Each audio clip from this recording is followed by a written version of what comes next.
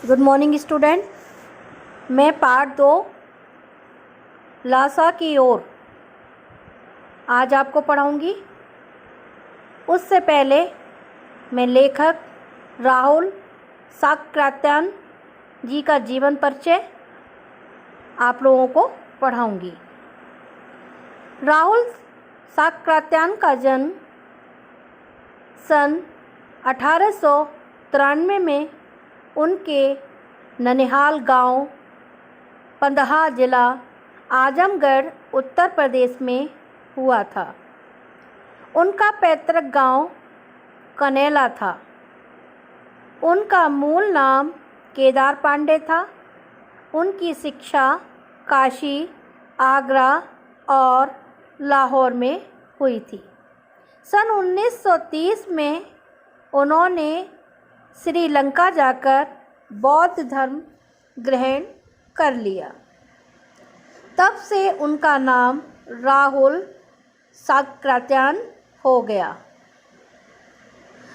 राहुल जी पाली, प्राकृत, अपभ्रंश, तिब्बती, चीनी, जापानी, रूसी सहित अनेक भाषाओं के जानकार थे।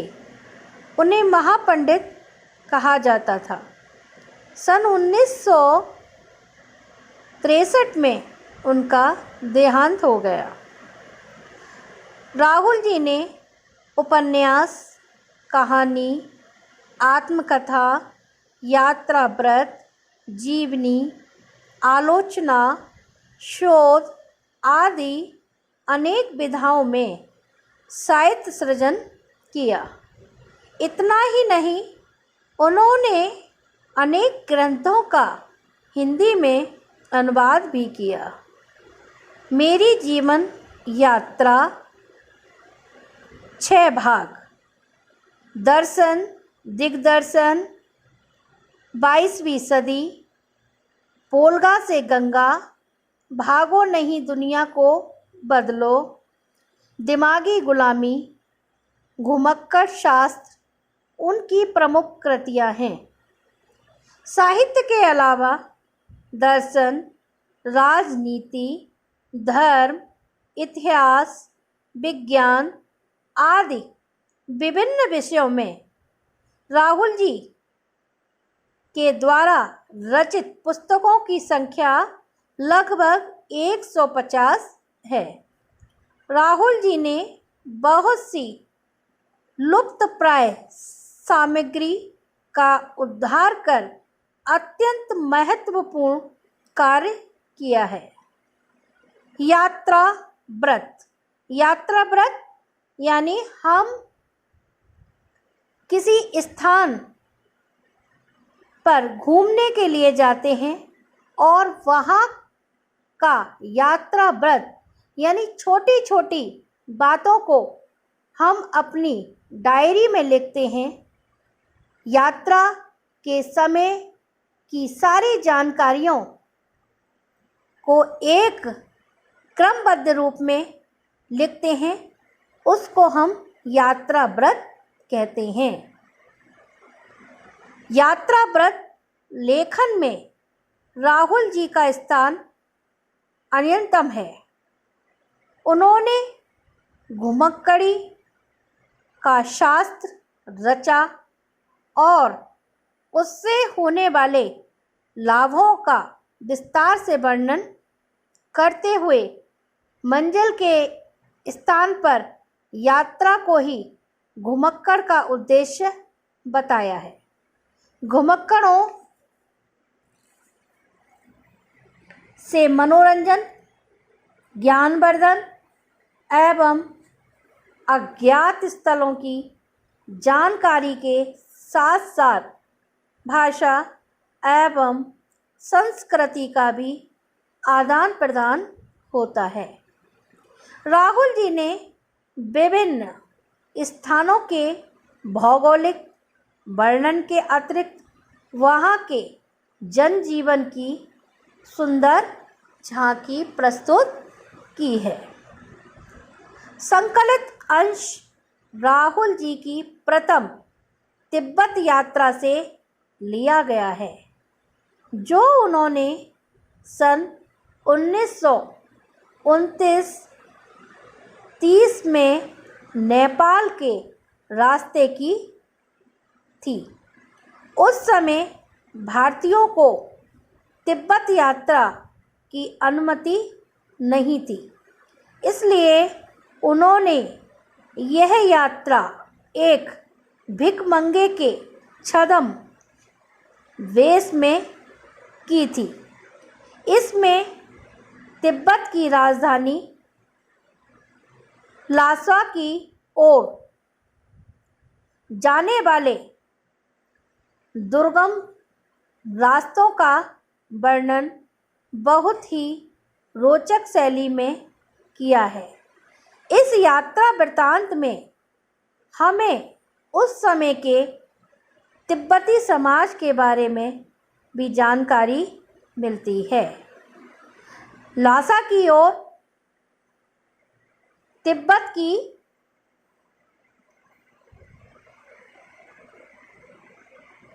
यात्रा से संबंधित है। लासा की ओर वह नेपाल से तिब्बत जाने का मुख्य रास्ता है। फरी कालिटपोर्ट का रास्ता जब नहीं खुला था, वह नेपाल से तिब्बत जाने का मुख्य रास्ता था। फरी कालिटपोर्ट का रास्ता जब नहीं खुला था तो नेपाल ही नहीं, हिंदुस्तान की भी चीज़ें इसी रास्ते तिब्बत जाया करती थी। यह व्यापारिक ही नहीं, सैनिक रास्ता भी था। तिब्बत जाने के लिए भारत से जो रास्ता जाता था वह व्यापारिक ही नहीं, सैनिक रास्ता भी था। इसलिए जगह जगह फौजी चौकियां और किले बने हुए थे, जिनमें कभी चीनी पलटन रहा करती थी। चीन देश के फौजी रहा करते थे। आजकल बहुत से फौजी मकान गिर चुके हैं। दुर्ग यानी किला, दुर्ग के किसी भाग में जहां किसानों ने अपना बसेरा बना लिया है, वहां घर बहुत आबाद दिखाई पड़ते हैं। ऐसा ही परित्यक्त एक चीनी किला था। हम वहां चाय पीने के लिए ठहरे। बच्चों, मैंने आपको पाठ के शुरुआत में ही बता दिया, लासा की ओर तिब्बत की ओर जाने वाला एक रास्ता है, वहाँ की राजधानी है। उसके विषय में लेखक ने अपनी यात्रा वृत्तांत में बताया है। यात्रा में कहाँ कहाँ वह ठहरे, कहाँ कहाँ रुके, क्या क्या कार्य किए, किस किस रास्ते से गए, उस सब का वर्णन इसमें किया गया है। आजकल बहुत से फौजी मकान गिर चुके हैं। दुर्ग के किसी भाग में जहां किसानों ने अपना बसेरा बना लिया है, वहां पर कुछ आबाद दिखाई पड़ते हैं। ऐसा ही परित्यक्त एक चीनी किला था। हम जहाँ चाय पीने के लिए ठहरे। तिब्बत में यात्रियों के लिए बहुत सी तकलीफ़ें भी हैं और कुछ आराम की बातें भी।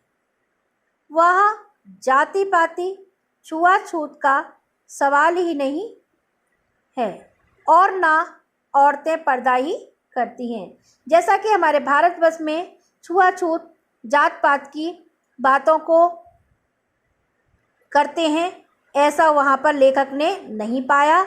ना ही वहाँ पर औरतें पर्दा यानी घूंघट निकालती हैं। बहुत निम्न श्रेणी के भिखमंगों को लोग चोरी के डर से घर के भीतर नहीं आने देते। नहीं तो आप बिल्कुल घर के भीतर चले जा सकते हैं। चाहे आप बिल्कुल अपरिचित हो, तब भी घर की बहू या सासू को अपनी झोली में से चाय दे सकते हैं। वह आपके लिए उसे पका देगी। मक्खन और सोडा नमक दे दीजिए। यह चाय चोड़ी में कूटकर उसे दूध वाली चाय के रंग की बना के मिट्टी के टोटीदार बर्तन में रख के आपको दे देगी। टोटीदार मिट्टी का बर्तन बना हुआ, उसमें चाय डालकर दे देगी। यदि बैठक की जगह चूल्हे से दूर है और आपको डर है कि सारा मक्खन आपकी चाय में नहीं पड़ेगा, तो आप खुद जाकर चोड़ी में चाय मथ कर ला सकते हैं। चाय का रंग तैयार हो जाने पर फिर नमक मक्खन डालने की ज़रूरत होती है।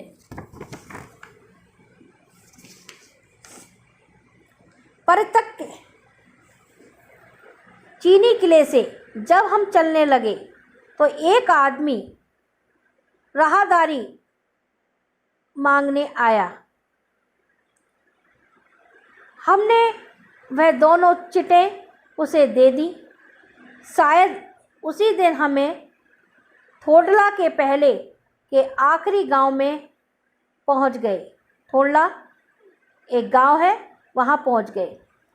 यहाँ भी सुमति के जान पहचान के आदमी थे और भिखमंगे रहते भी ठहरने के लिए अच्छी जगह मिली।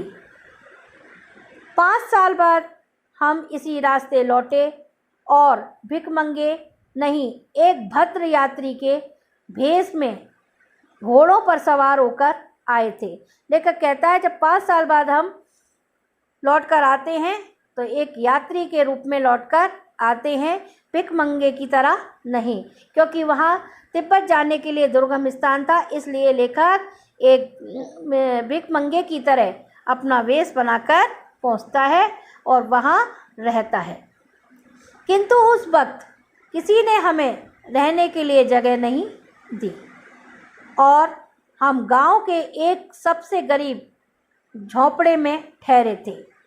बहुत कुछ लोगों की उस वक्त की मनोवृत्ति पर भी निर्भर है, खासकर शाम के वक्त छड़ पीकर बहुत कम होश आवास को दुरुस्त रखते हैं। अब हमें सबसे विकट डांडा थोडला पार करना था।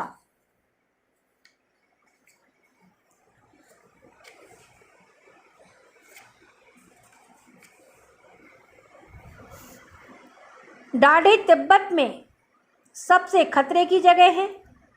16-17 हजार फीट की ऊंचाई होने के कारण उनके दोनों तरफ मीलों तक कोई गांव गिराव नहीं होते। नदियों के मोड़ और पहाड़ों के कोनों के कारण बहुत कुछ दूर तक आदमी को देखा नहीं जा सकता। डाकुओं के लिए यही सबसे अच्छी जगह है। तिब्बत में गांव में आकर खून हो जाए तब तो खूनी की सज़ा भी मिल सकती है, लेकिन इन निर्जन स्थानों में मरे हुए आदमियों के लिए कोई परवाह नहीं करता। सरकार खुफिया विभाग और पुलिस पर उतना खर्च नहीं करती और वहाँ गवाह भी तो कोई नहीं मिल सकता। डकैत पहले आदमी को मार डालते, उसके बाद देखते हैं कि कुछ पैसा है या नहीं। पहले वहाँ क्या करते हैं, डकैतों को मार देते हैं, उसके बाद में देखते हैं पैसा है या नहीं। हथियार का कानून न रहने के कारण यहाँ लाठी की तरह लोग पिस्तौल बंदूकें लिए फिरते हैं। डाकू यदि जान से न मारे तो खुद उसे अपने प्राणों का खतरा है। गांव में हमें मालूम हुआ कि पिछले ही साल थोडला के पास खून हो गया। शायद खून की हम उतनी परवाह नहीं करते क्योंकि हम भिखमंगे थे और जहाँ कहीं वैसी सूरत देखते टोपी उतार, जीभ निकाल, कूची कूची 1 पैसा कहते भीख मांगने लगते। लेकिन पहाड़ की ऊंची चढ़ाई थी, पीठ पर सामान लाद कर कैसे चलते। और अगला पड़ाव 16-17 मील से कम नहीं था। मैंने सुमति से कहा कि यहाँ से लडकौर तक के लिए 2 घोड़े कर लो, सामान भी रख लेंगे और चढ़े चलेंगे। दूसरे दिन हम घोड़ों पर सवार होकर ऊपर की ओर चले। डांडे से पहले एक जगह चाय पी और दोपहर के वक्त डांडे के ऊपर जा पहुँचे। हम समुद्र तल से 17-18 हजार फीट ऊंचे खड़े थे। हमारी दाखिन तरफ पूरब से पश्चिम की ओर हिमालय के हजारों श्वेत शिखर चले गए थे। भीटे की ओर दिखने वाले पहाड़ बिल्कुल नंगे थे। न वहाँ बर्फ थी, न सफ़ेदी, न किसी तरह की हरियाली। उत्तर की तरफ बहुत कम बर्फ वाली चोटियाँ दिखाई पड़ती थी। सर्वोच्च स्थान पर डांडे के देवता का स्थान था, जो पत्थरों के ढेर, जानवरों की सींगों और रंग बिरंगे कपड़ों की झाड़ियों से सजाया गया था। अब हमें बराबर उतराई का चलना था। चढ़ाई तो कुछ दूर थोड़ी मुश्किल थी, लेकिन उतराई बिल्कुल नहीं। शायद 2-1 और सवार साथी हमारे साथ चल दिए। मेरा घोड़ा कुछ धीमे चलने लगा। मैंने समझा कि चढ़ाई की थकावट के कारण ऐसा कर रहा है और उसे मारना नहीं चाहता था। धीरे धीरे वह बहुत पिछड़ गया और मैं दोदित भक्तों की तरह अपने घोड़े पर झूमता हुआ चला जा रहा था। जान नहीं पड़ता था कि घोड़ा आगे आ रहा है या पीछे। जब मैं जोर देने लगता तो वह और सुस्त पड़ जाता। एक जगह 2 रास्ते फूट रहे थे। मैं बाएं का रास्ता ले 1.5 मील चला गया। आगे एक घर में पूछने से पता लगा कि लाडपुर का रास्ता दाहिने वाला था। फिर लौटकर उसी को पकड़ा। 4-5 बजे से करीब मैं गांव से मील भर पर था तो सुमित इंतजार करते हुए मिले। मंगोलों का मुंह वैसे ही लाल होता है और अब तो वह पूरे गुस्से में थी। उन्होंने कहा, मैंने तो टोकरी कंडे फूंक डाले, 3 बार चाय को गर्म किया। मैंने बहुत नरमी से जवाब दिया, लेकिन मेरा कसूर नहीं है मित्र। देख नहीं रहे हो कैसा घोड़ा मुझे मिला है? मैं तो रात तक पहुंचने की उम्मीद रखता था। खैर, सुमति को जितनी जल्दी गुस्सा आता था उतनी जल्दी वह ठंडा भी हो जाता था।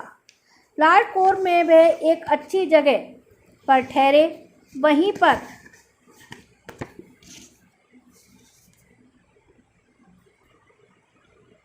पर उनके अच्छे यजमान थे।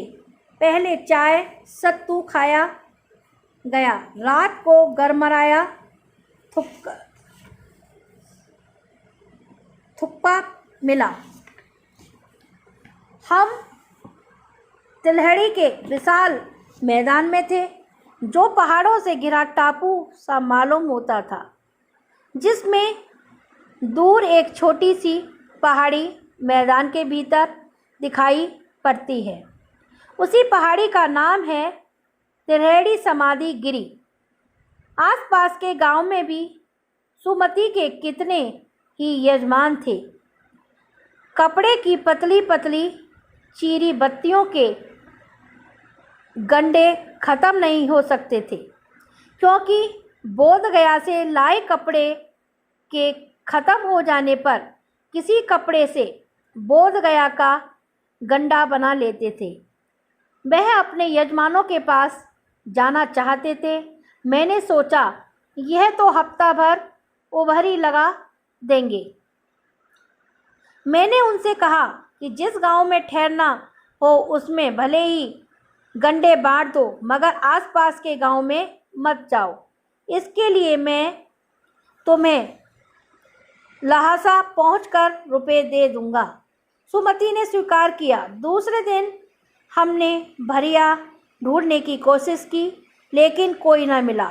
सवेरे ही चल दिए होते तो अच्छा था, लेकिन अब 10-15 बजे की तेज़ धूप में चलना पड़ रहा था।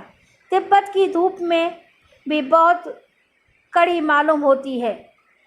यद्यपि थोड़े से भी मोटे कपड़े से सिर को ढक लें तो गर्मी ख़त्म हो जाती है।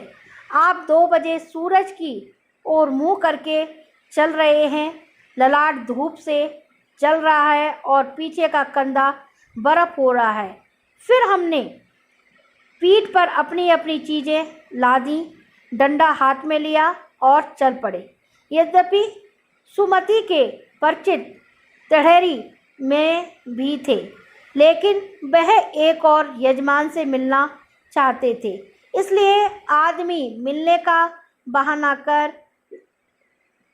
शेखर बिहार की ओर चलने के लिए कहा। तिब्बत की ज़मीन बहुत अधिक छोटे बड़े जागीरदारों में बटी है। इन जागीरों का बहुत ज़्यादा हिस्सा मठों के हाथ में है। अपनी अपनी जागीर में हर एक जागीरदार कुछ खेती खुद भी कराता है, जिसके लिए मजदूर बेगार में मिल जाते हैं। खेती का इंतज़ार देखने के लिए वहाँ कोई भिक्षु भेजा जाता है, जो जागीर के आदमियों के लिए राजा से कम नहीं होता। शेखर की खेती के मुखिया भिक्षु बड़े भद्र पुरुष थे, बहुत अच्छे पुरुष थे। वह बहुत प्रेम से मिले। हालांकि उस वक्त मेरा भेष ऐसा नहीं था कि उन्हें कुछ भी ख्याल करना चाहिए था। यहाँ एक अच्छा मंदिर था, जिसमें कंजूर बुद्ध वचन अनुवाद की हस्तलिखित 103 पोथियाँ रखी हुई थी। मेरा आसन भी वहीं लगा। वह बड़े मोटे कागज़ पर अच्छे अक्षरों में लिखी हुई थी। एक एक पोथी 15-15 शेर से कम नहीं रही होगी। सुमति ने फिर आसपास अपने यजमानों के पास जाने के बारे में पूछा। मैं अब पुस्तकों में, इसलिए मैंने उन्हें जाने के लिए कह दिया। दूसरे दिन बह गए। मैंने समझा था 2-3 दिन लगेंगे, लेकिन वह उसी दिन दोपहर बाद चले आए। टेढ़री गांव वहाँ से बहुत दूर नहीं था। हमने अपना अपना सामान पीठ पर उठाया और भिक्षु नमसे से विदाई लेकर चल पड़े। बच्चों, ये यात्रा वृत्तांत लेखक राहुल साकरातन जी का है, जिन्होंने तिब्बत यात्रा के समय लासा की ओर लिखा। तो यात्रा वृत्तांत में जहाँ जहाँ वे ठहरे, जहाँ जहाँ रुके, किससे मिले, इस सब चीज़ों का वर्णन इन्होंने अपने यात्रा वृत्तांत में किया है। बच्चों, राहुल साकरातन जी का जीवन परिचय और उनकी कृतियाँ मैं आपको होमवर्क में दूंगी, वो आपको करना है। धन्यवाद।